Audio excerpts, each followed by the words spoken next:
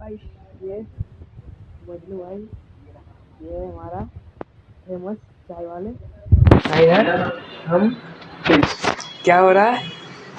हम नेतागिरी करते हैं, तुम चाय वाला बना दिया। सॉरी मिस्टेक हो गया है। मोदी का बराबर में कर रहे हैं। अच्छा ठीक है, चाय वाले।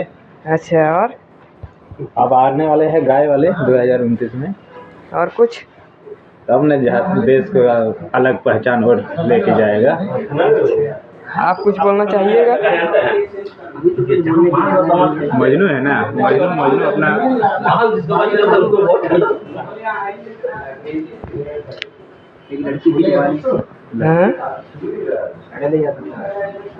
खास खत्म तीन दोस्त चोरी करते हुए ऑफिस में मिलेंगे।